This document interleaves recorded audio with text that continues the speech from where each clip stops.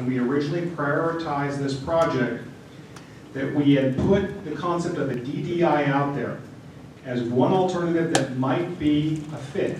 But it was always put within the context of whenever you adjust or modify an interchange in an urbanized area of a certain size, which we are a part of that, that we have to go through a thorough alternatives evaluation where they will look at 6, 8 different configurations, and then they'll look at it operationally and say, well, if you do X or Y, how long will it last before you start to see breakdown in the operating stream?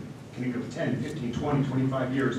So as you listen and look at the different configurations, just keep that in the back of your mind that this is part of a larger process that's required before your interchange can be modified. We're looking at all these interchanges here, so all the way down to Cherry Road, up to Sutton, here, Gold Hill, and to Carrollton. So it's a pretty exhaustive review of the effect of any time we're messing with the interstate. We have to show the impact, how it's going to be system-wide. So it is an exhaustive study, and it's quite a bit goes into it. Of course, the DDI is still out there. The DDI works and was the preferred alternative to Gold Hill. So certainly that is an alternative that's being vetted here. And I'll just kind of run through these really quickly. I think everybody knows what the DDI is, but essentially, and you have 2 signals. You're switching the cars coming on the right side, the correct side of the road, or shifting over to the left side across the bridge to make a free flow left turn on the interstate. You're doing the same thing in both.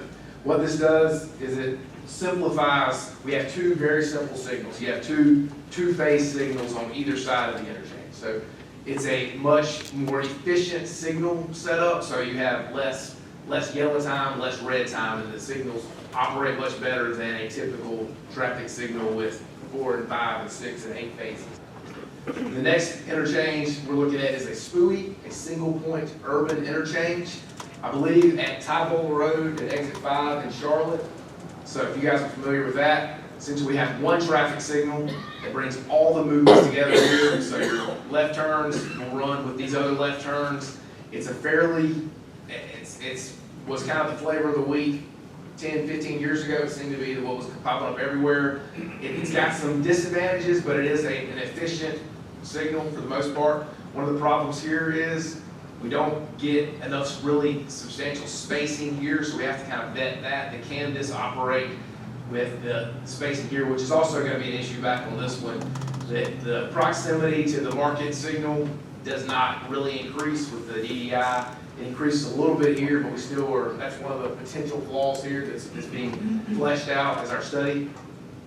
Essentially a SPUI that we just talked about, although we shifted it, it's an offset SPUI. So really the only difference between this and this is we've moved the right turns that were previously, well, back up, that were previously coming here. Well, essentially they're remaining the same, and they're dropping before they get to the signal here. So you still have all the interchange being controlled by this one traffic signal here. It does increase our spacing here, which is good because that's part of the problem. So that's another one we're looking at.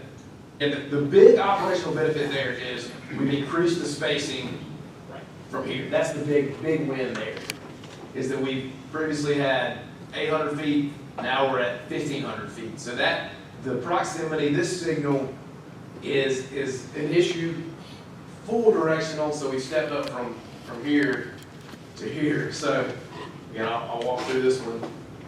Coming from Lake Wiley, make a left, similar to to the last alternative, nothing's really changed there. You have both options, all 160 traffic, you make a right turn, free flow right turn, to go whichever direction they like. Similarly, 160 will have options to go right turn, or they'll make a left turn, they will go over the interstate and take the loop ramp and go back around. So both of those will be rights, will be right turns, which are obviously easier to turn. Your traffic coming from Charlotte, again, the backup is also taken care of here because we've increased this length of this storage here. They'll come down and go whichever way they like once they get back to 160 there.